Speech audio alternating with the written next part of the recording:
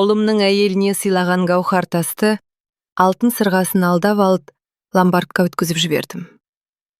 Небәрі бір пальто үшін. Келінім бәрібір тақпайды, жай жатыр ғой, деп өзімді ақтадым.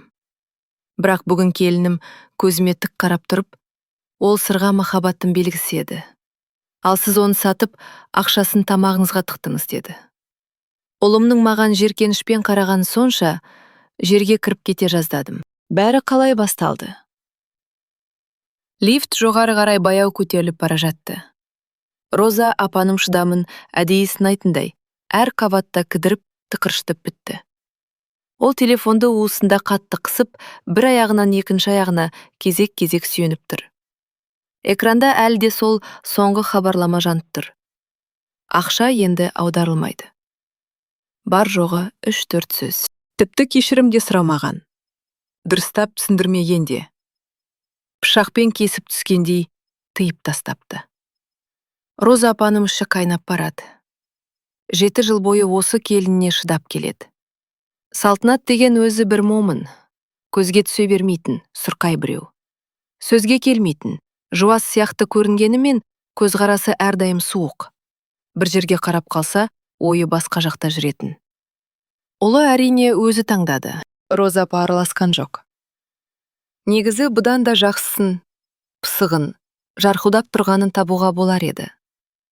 Мейлі. Ең бастысы Салтанатқа айтқанын істетіп, көмек сұрағанда бетін қайтармайтын. Ал енді мынаусы несі? Осыдан 3 күн бұрын бәрі жақсы еді. Роза апа кезекті аударымды қайда жұмсайтынын жоспарлап қойған. Жатын бөлмесіне жаңа жамылға алғысы келіп жүргеніне көп болды. Ескісінің түсі оңып, тозып кеткен. Оның үстіне көршісі Сарыағашқа емделуге барып келіп мақтанып жүр. Роза апа да мамыр айына жолдама қарастырып жүрген еді. Мамырда күн қатты ысымайды, буындарға пайдалы. Бірақ ақша түспеді. Бірінші күні Роза апа ұмытып кеткен шығар. Болады ғой деп ойлады. Екінші күні WhatsApp-тан. Салтанат қарағым, аударымды ұмытқан жоқсың ба, деп жазды. Қатты батпасын деп жұмсартып жазған түрі. Өйткені Салтанат өкпешіл. Бірдеңені артық айтсаң, үндемей қалады. Жауап 3 сағаттан кейін келді. 4 ақ сөз. Ақша енді аударылмайды. Роза апа басында әзілдеп тұрған шығар деп ойлады. Немесе Даниярмен ренжісіп қалып, ашуын осыдан алып жатқан болар. Ұлына қоңырау шалды. Данияр тұтқаны бірден көтермеді. Даусы шашаңқы шықты. Мама, мен жұмыстамын. Данияр, сендерде не болып жатыр? Салтанат бір түсініксіз хат жазып жіберді. Үнсіздік, ыңғайсыз, ұзақ үнсіздік. Мама, бұл екеуміздің ортақ шешіміміз. Салтанат жұмыстан шықты. Қазір өзімізге ақша керек болып тұр. Қалайша? Өзі шығып кетті ме? Роза апаның іші қайнап бара жатқанын сезді. Өз еркімен жұмысын тастап, енді «Мама», деп Данияр сөзін бөліп жіберді. Өз еркімен емес. Жалпы бұл біздің шаруамыз. Кешірші, мен баруым керек. Ол тұтқаны қоя салды. Оштаспады да. Әрдайым сыпайы, кішіпейіл, күн сайын кешке қоңырау шалып, «Мама, жағдайыңыз қалай? Бірдеңе керек емес пе?» деп сұрайтын Данияры осылай істеді. Роза апа 3 күн бойы есеңгіреп жүрді. Данияр ақылына келіп, қайта хабарласар немесе Салтанат кешірім сұрап, хат жазар деп күтті. Бірақ телефон үнсіз. Ақыры бүгін таңертең ол «Болды, барып бәрін шешу керек», деп шешті. Үйінің мекен-жайын біледі, бірақ кілті жоқ. Данияр ескертусіз келу дұрыс емес деп бермеген еді. Бірақ Роза апа ұлы жұмыста болатын уақытты әдейі таңдады. Салтанатпен келісу оңайырақ. Ол әрдайым көнгіш болатын.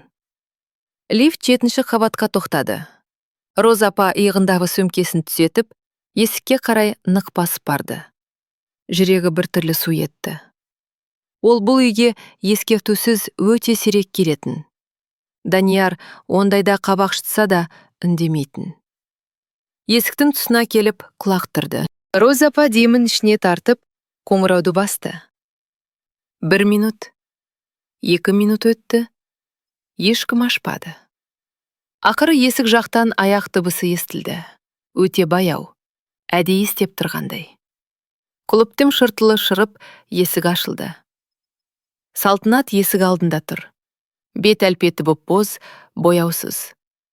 Көзінің асты қарайып, еріндері кезеріп кетіпті. Көз қарасы бос, бейжай. Бәрін шешіп қойған. Тек күтіп тұрған адамның жанары. «Сәлеметсіз бе, апа?» деді ол бір қалыпты дауыспен. Бұрынғыдай алдынан шығып құшақтаған жоқ. Бәйек болып жалынбады. Жай ғана шетке шығып жол берді. «Кіріңіз». Роза апа үйге кіріп ас үйге өтті. Салтанат шай ұсынбады. Жай ғана қарсы алдына отырып, қолын үстелдің үстіне қойды да терезеге қарап қалды. «Мынауың не сонда?» Роза апа шыдай алмай бірден шабуылға көшті. «Көмектесуден бас тартқаным қалай?» «Мен сенен сұрап тұрмын. Бұл не деген сөз?» Салтанат көзін терезеден алып, енесіне бұрды. Оның жанарында бұрын болмаған бірдеңе пайда болған. Шаршау. Тым терең, ебді-әбден қалжыраған шаршау. «Мен жұмыс істемеймін, апа. Қазір өзімізге ақша керек». «Жұмыстан өзім шығып кетіпсің ғой. Қандай жақсы жұмыс еді? Енді не? Сенің еркелігің үшін мен қиналуым керек пе?» Салтанат үндемей, енесіне ұзақ қарап тұрды да: «Еркелік?» деді баяу ғана.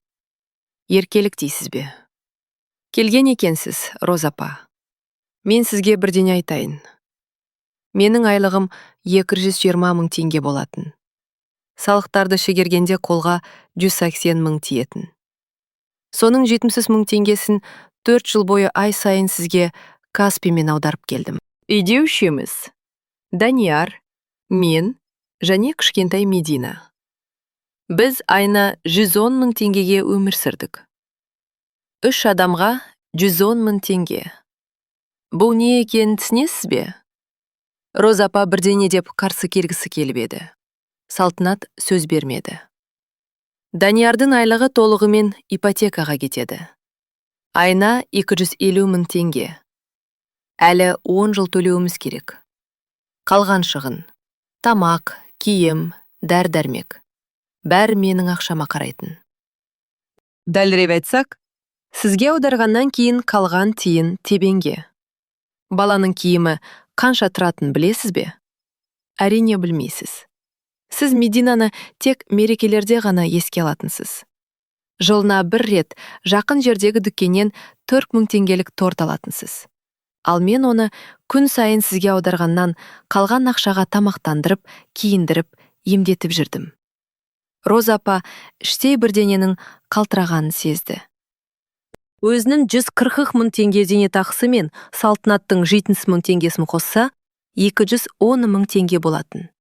Тек өзіне ғана. Бұл Салтанаттың 3 адамнан тұратын отбасының ақшасынан 2 есе көп еді. «Бірақ маған дәрі керек қой», деп күңкілдеді ол. «Қан қысымым көтеріледі. Сарыағашқа барып тұру керек». «Сіздің коммуналдық төлеміңіз айына 20 мың теңге», деді Салтанат суық дауыспен. «Дәрілеріңіз ең көп дегенде 15 мың теңге болады». «Мен бәрін есте сақтадым, Роза апа. Әрбір тиынды. Қалған ақша қайда кетті?» Роза апа сасып қалды. Ол шынымен есептемепті. Қалай болса солай жұмсай берген. «Мен өз ақшамды қалағанымша жұмсауға құқығым бар. Кредитті осыдан 2 жыл бұрын жапқамыз». 2 жыл бұрын, деп баяу қайталады Салтанат. «Кредит 2 жыл бұрын жабылған. Бірақ ақша аудару тоқтамады». «Неге, Роза апа?» «Мен саған қиын емес шығар деп ойладым. Сен ештеңе айтпадың ғой?» «Үндемедім», деп басын изеді Салтанат. «Иә, мен үндемедім. Өйткені қорықтым. Сіздің ренжіп қалуыңыздан қорықтым. Даниярдың сіздің жағыңызға шығып кетуінен қорықтым. Мені сараң, көргенсіз деп атайды ма деп қорықтым.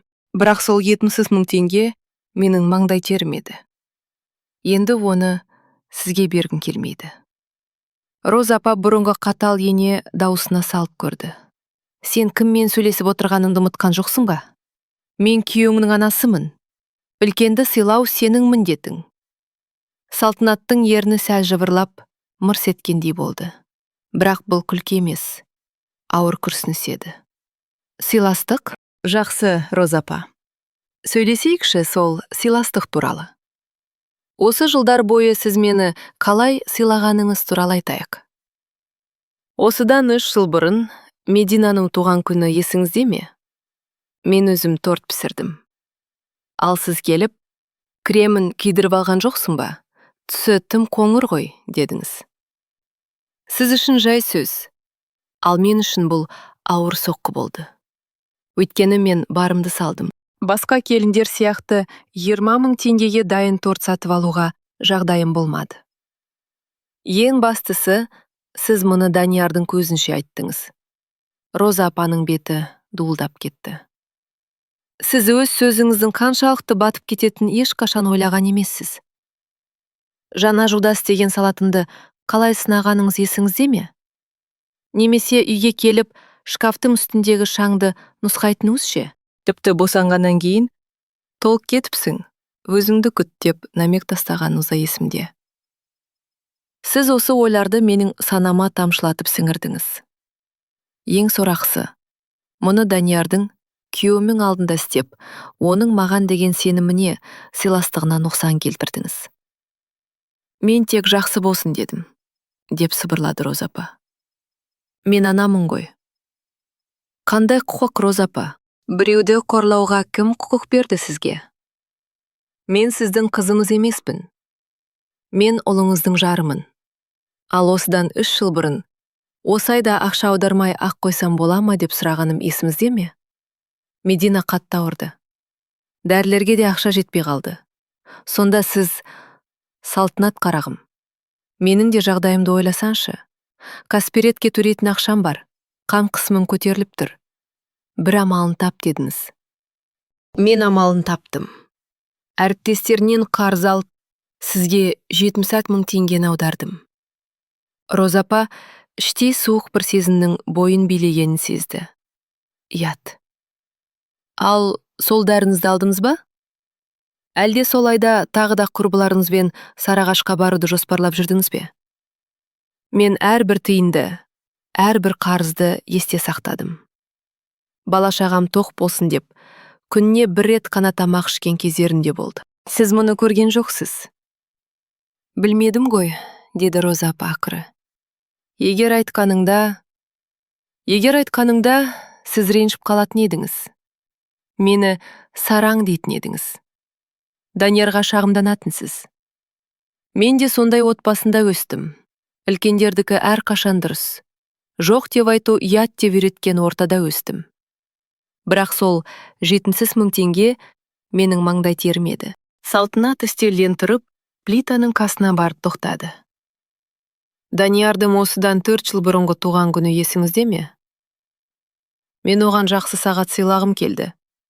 150 000 теңге жинадым, бірақ кешке сіз хабарласып, кредиттің пайызы өсіп кетті. Шұғыл түрде 30 000 теңге керек дедіңіз. Мен Даниярдың сағатына жинаған ақшадан бердім. 1 жылдан кейін Арбаттан 15 000 теңгелік жай сағат алдым. Егер сіздің сол қоңырауыңыз болмағанда, мен оған арманын сыйлай алар едім. Ол үстелге қайта келіп, Роза апаның көзіне тік қарады. Ал енді мен сізге сырға туралы айтып берейін. Сырға есіңізде ме? Осыдан 2 жыл бұрын Данияр маған кішкентай гауһартасы бар алтын сырға сыйлады. 3 ай бойы жасырын ақша жинапты. 1 аптадан кейін сіз келдіңізде, Салтанат қарағым, бұл маған көбірек жарасатын сияқты. Жақында мерейтойым келе жатыр, маған берші, дедіңіз. Мен әзілдеген едім. Оның қай жері әзіл екенін түсінбедім, бірақ мен бердім. Өйткені жоқ деп айта алмадым. Ал 1 айдан кейін оны ломбардқа өткізіп жібердіңіз. Данияр оны 250 000 алған болатын. Күйеуімнің маған деген сыйлығын тиын-тебенге сатып жібердіңіз. Мен кездейсоқ OLX-тан хабарландыру көріп қалдым. Сырғаны суретінен бірден таныдым. Хабарландырудағы нөмірге қоңырау шалдым. Сіздің даусыңыз, Роза апа. Сыйлаған еді, бірақ маған жараспады дедіңіз. Демек, мен сіз үшін ешкім емеспін. Роза апа бетін қолмен басты. Оған жаңа пальто керек болған еді. Мен бұл майда шүйделерді тіпті сырғаны да кешірер едім. Егер сіз бір рет болсын кешірім сұрасаңыз, бірақ сіз өзіңізді әрқашан құқыл деп санадыңыз. Аналық құқық, үлкендік құқық. Роза апа басын көтерді, көзінен жас сорғалап тұр. Олай болса, неге бізден ақша алып отырдыңыз? Неге мені үнемі қорлап төмендеттіңіз? Неге күйеуімнің алдындағы абыройымды төктіңіз? Осының бәрі жақсылық болсын дегеніңіз бе? Роза апа үндемеді, жауап таппады. Ол салтанатты ыңғайлы келін санап келген. Ал енді мен сізге неге жұмыстан кеткенімді айтайын. Және неге бұдан былай сізге бір тиын да аудармайтынымды түсіндірейін. Осыдан 4 ай бұрын жұмыста жаңа бастық келді. Жылы-жылы сөйлеп, комплимент айтып жүрді. Кейін ол тиісе бастады. Қолымнан, иығымнан ұстайтын. Әріптес әйелге айтсам, оның стилі сондай, шыда, деді. Мен үндемедім. Өйткені жұмыстан айырылып қалудан қорықтым. Айлығымның 1/3 сізге кетіп жатқанда жалақысыз қалуды елестете алмадым. Роза апа мұздап кетті. Осыдан 3 ай бұрын ол мені дәлізде ұстап алып, қабырғаға тақады. Ол мені сүюге тырысты. Мен оны бар күшіммен итеріп жібердім. Келесі күні маған айыппұл салып, жалақымды кесіп тастады. Даниярға айттым. Ол барып жағасынан алғысы келді. Бірақ мен оны тоқтаттым. Ол адамның танысы көп. Мен отбасым үшін қорықтым да, өз еркіммен арыз жазып кеттім. Сол ғимараттан соңғы рет шыққанда мен, болды, шыдағаным жетер. Бұдан былай басынғанға көнбеймін. Бастық па, ене ме, бәрібір деп ойладым. Ол Роза апаға бұрылды. Сондықтан бұдан былай Каспий мен ешқандай аударым болмайды, Роза апа. Ешқашан. Бұл ақша менің отбасыма керек. Ал сіз өзіңіз амалдайсыз. 140 000 теңге зейнетақымыз бар. Соған өмір сүруге болады. Роза апа қозғалуға шамасы келмей отырып қалды. Ол ұлына көмектесіп жүрмін деп ойлаған еді. Бірақ шын мәнінде тек пайдаланған екен. Мен жаман болсын демедім. Сөздерім жай ғана майда шүйде сияқты еді ғой. Майда шүйде? Білесіз бе, Роза апа, өмір осындай майда шүйделерден құлады. Бір тамшы су қауіпті емес, бірақ ол жылдар бойы тама берсе, тасты да теседі. Салтанат кесе алып, шәйнектен су құйды. Ішіңіз? Өңіміз боз болып кетті. Роза апа бір жұтым ішті. Мен бәрін түзей аламын. Маған мүмкіндік берші. Бәрін басынан бастайық. Басынан бастау мүмкін емес, Роза апа. Соншама уақыт өтті. Мен осы 7 жылды өшіре салмаймын. Бірақ біз туыспыз ғой. Мен Даниярдың анасымын. Отбасы болу тек қандас болу емес, Роза апа. Бұл сыйластық, сенім, махаббат. Ал бізде бұл жоқ. Ол қайтадан үстелге отырды. Даниярға бәрін айтқанымда, оның не дегенін білесіз бе? Ол, мені кешірші, сені анамнан қорғай алмағаным үшін, деп жылады. Менің күйеуім осы ас үйде отырып жылады. Біз енді бұлай болмайды деп келістік. Енді ешкім, тіпті туған анасы да біздің ортамызға түспейді. Сонда сен оны маған қарсы айдап салдың ба? Жоқ, мен тек шындықты айттым. Данияр өзі шешім шығарды. Ол ересек еркек. Ал мен оның отбасы емеспін бе? Мен оны өмірге әкелдім. Жалғыз өзім өсірдім. Білемін. Сіз маған мұны талай рет айтқансыз. Ол сізді жақсы көреді. Бірақ жақсы көру, міндетті болу деген сөз емес. Ол сіз оны туғаныңыз үшін өмір бойы қарызын өтеп жүруі керек емес. Ұлы әрқашан анасымен қалады. Олай емес. Ересек еркек өзін сыйлайтын адаммен қалады. Бұл жолы Данияр мені таңдады, өйткені мен оған таңдау бердім. Енді не болады? Сен маған баламды, немеремді көрсетпей қойшы ясылда. Жоқ, көрсуге болады. Бірақ енді біздің ережелермен. Ол телефонын алып оқи бастады.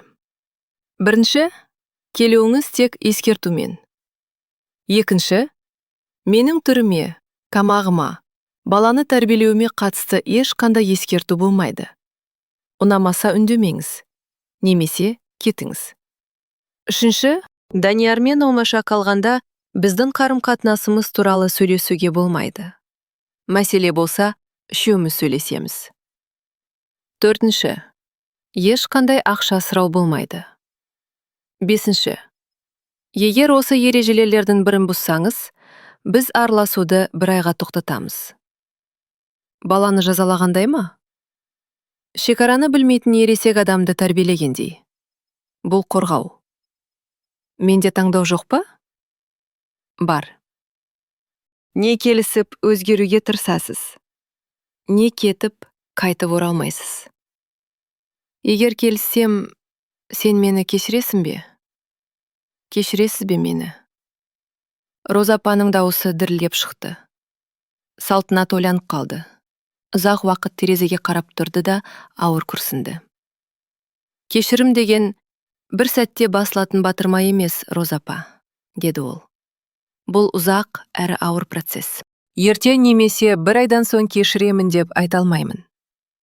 Мүмкін бір жылдан кейін де кешіре алмаспын. Бірақ егер сіз шындап тырыссаңыз, құр сөзбен емес, ісіңізбен өзгергеніңізді көрсетсеңіз, онда, бәлкім, қашанда бір адамша сөйлесіп кетерміз. Махаббатсыз ба? Деп сыбырлады Роза апа. Жалғандықсыз, деп түзетті Салтанат. Шыны керек, сіз мені ешқашан жақсы көрген емессіз. Мен мұны алғашқы күннен ақ білдім.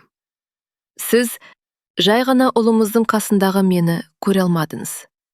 Тек ыңғайлы келін болуымды күттіңіз. Мен 7 жыл бойы сондай болдым. Ал енді ыңғайлы болғым келмейді.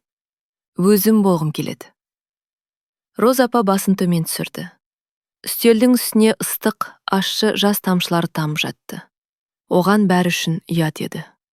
Мен келісемін, деді ол еңкілдеп. Мен тырысамын, сөз беремін. Маған уәде керек емес, деді Салтанат. Маған іс керек. Уақыт көрсетеді. Салтанат орнынан тұрып, ас үйдің есігін ашты. Роза апа бұл ишаратты түсінді. Кету керек. Ол әрең көтеріліп, дәлізге шықты. Салтанат есіктің тұтқасын ұстап тұр екен. Салтанат, Роза апа табалдырықта тоқтады. Мен шынымен жаман болсын демедім. Түсінбеппін. Білемін. Көбісі бетіне тіке айтпағанша түсінбейді. Роза апа сыртқа шығып, артына бұрылды. Данияр, ол қатты ашулы ма? Оның көңілі қалды. Бұл ашудан да жаман. Ашу басылады, ал көңіл қалу мәңгілік тыртық қалдырады. Келеді ол сізге. Бүгін кешке дайын болыңыз. Есік жабылды. Роза апа подъезд алдындағы орындыққа отыра кетіп, телефонын шығарды. Экранда хабарлама тұр. Даниярдан. Мама, сөйлесуіміз керек. Кешкі сағат 7:00-де барамын. Үйде бол. Роза апа бойын суық белеп бара жатқанын сезді. Сағат 7-ге дейін әлі 4 сағаттан астам уақыт бар. Ол орындықта отырып, балалардың ойынын тамашалады. Данияр кішкентай кезінде Роза да оны осылай алаңға шығаратын. Ол тырысты, шынымен тырысты. Содан ол, балам маған қарыздар болу керек деп шешті. Жылдар бойы оның санасына осыны қиды. Ал енді лайықтысын алды. Роза апа үйіне барып, Даниярмен сөйлесуге дайындалу керек еді. Үйі тым-тыныш көрінді. Пальтосын шешіп, диванға отырып, қабырғадағы суреттерге қарады. Той суретіне қарап отырып, Салтанаттың көздеріндегі үрейді енді ғана байқады. Ол сол кездің өзінде қорыққан екен. Сағат 6-да Роза апа бірдеңе пісірмек болды. Сосын Даниярдың қонаққа келмейтінін түсініп, бәрін қайта жинап тастады. Тура сағат 7-де есік қоңырауы соғылды. Данияр табалдырықта тұр. Жүзі тастан қаланғандай, көзі суық. Сәлеметсіз бе, мама? Данияр-ау. Керек емес, бірден іске көшейік. Салтанат маған бәрін айтты. Біліп қойыңыз, бұл біздің ортақ шешіміміз. Мен әйелімді толық қолдаймын. Мама, ол сөзін бөліп жіберді. Сіз жылдар бойы мені манипуляциялап келдіңіз. Сен үшін өмір сүрдім деумен болдыңыз. Мен осы ауыр жүкпен өстім. Мен манипуляциялаған жоқпын.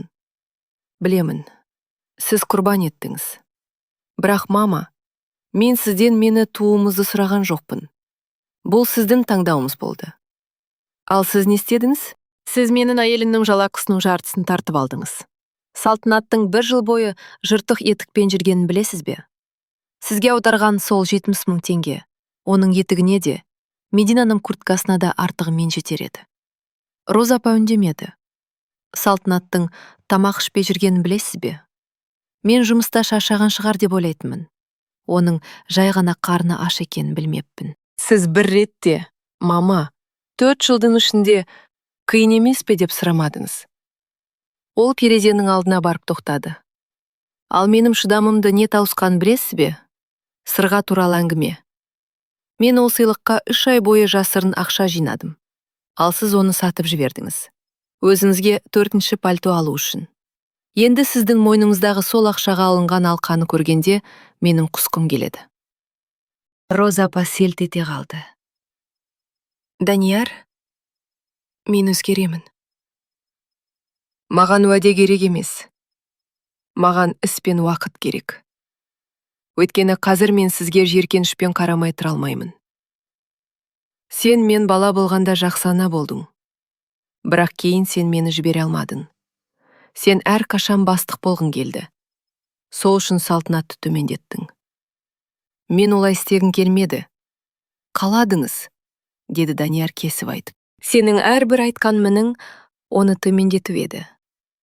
Мен шынымен де салтанатты оңбаған үй бикесі деп ойлай бастадым. Сосын ол маған бәрін жайып салды. Сенің менің жарымды қалай қорлағаныңды көрдім. Маған өзімнен ұят, мама. Мен одан кешірім сұрадым. Ол кешірді. Енді бұлай болмайды. Салтанат саған ережелерімізді айтты ма? Мен сол ережелерді толық қолдаймын. Және өзімнен тағы біреуін қосамын. Біз 1 айға үзіліс жасаймыз. Маған ойлану керек. Түсінесің бе? 1 ай. Бұл тым ұзақ қой. Бұл өте аз. Мен бұл уақытты саған демалу үшін емес, ойлану үшін беріп отырмын. Шынымен өзгересің бе? Әлде бұл жай ғана құр сөз бе? Соны шеш. Егер қолынан келмесе, бізді бір жола жоғалтасың. Ұлы артына бұрылды. Сен мені жақсы көресің бе? Жақсы көремін, мама. Сол үшін де саған мүмкіндік беріп тұрмын. Бірақ жақсы көру бұл шектен шығуға рұқсат беру деген сөз емес. Осымен өмір сүруді үйрен. Есік жабылды. Роза апа бөлме ортасында қалып қойды. 1 ай. 30 күн олсыз, тек өз ойларымен жалғыз. Ол айнаның алдына барды. 61 жастағы әйел. Ал жанарынан кенет шындық көрінді.